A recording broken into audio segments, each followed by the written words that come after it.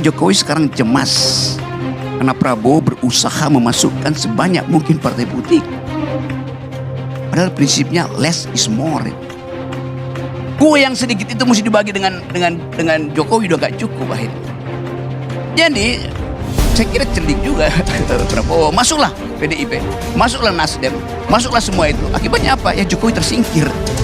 Dia dapat bagian. Ya, pertama soal kami berharap menteri-menteri ini fokus pada akar masalah. Fokus pada akar masalah. Selesaikan di situ. Kalau bab komunikasi dengan media, ya itu kan kalau kinerjanya bagus, pasti akan terekspos dengan baik. Terekspos dengan baik, kalau kinerjanya nggak bagus, malah jadi blunder.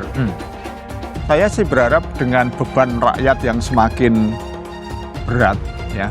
Apalagi nanti kalau suasana ekonomi di Cina makin buruk, di Jepang makin buruk, di lingkungan ASEAN juga tidak membaik, ini beban ekonomi pasti akan berat sekali. Di setiap penerjemahan visi misi di setiap kementerian dan lembaga. Kalau itu menteri nggak mampu menerjemahkan itu, maka memang dia nggak capable menjadi menteri. Nggak capable. Nggak capable. Maka solusinya adalah reshuffle. Reshuffle. Demokrat masuk, nggak? Oh, itu bukan urusan saya, ya kan? Itu urusan presiden lah. Dalam konteks ini, ya, karena ini kan mengganggu kinerja presiden. Oke.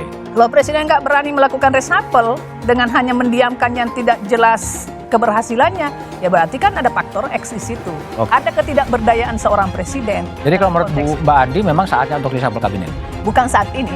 Bukan saat karena baru triwulan pertama. Oh, masih ada waktu, kita ya? lihat triwulan kedua dulu, ya kan? Kan evaluasi saya setuju. Lakukan evaluasi per termin, apakah per bulan, per setengah bulan. Dan presiden kan selalu meminta pasti laporan pertanggungjawaban para kinerja menteri, ya? setiap menteri. Yang paling kecil di situ kan. That's politics. Tapi buat kita bukan itu politik. Politik adalah upaya untuk mengembalikan moral. The morality of the public.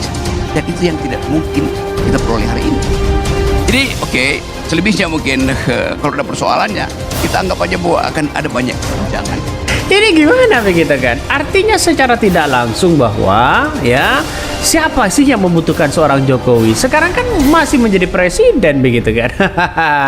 Kekuatan seorang Jokowi akan pudar di situ walaupun mereka ada Gibran. Ya Gibran bisa apa coba ya? Ditanya A, ya jawabannya B. Mungkin bisa saja seperti itu begitu. Nah, inilah menurut saya pribadi ada pengamat yang mengatakan begitu.